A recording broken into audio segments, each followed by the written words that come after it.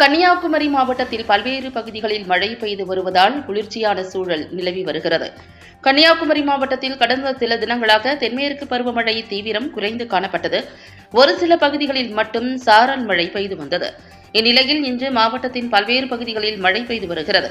குறிப்பாக களியக்காவிளை, படந்தாலுமூடு, குழித்துறை, மார்த்தாண்டம் உட்பட மாவட்டத்தில் பல்வேறு பகுதிகளில் மிதமான மழை பெய்து வருகிறது. வானம் மேகமூட்டத்துடன் காணப்படுகிறது. இதனால் மாவட்டத்தில் குளிர்ச்சியான சூழல் நிலவி வருகிறது.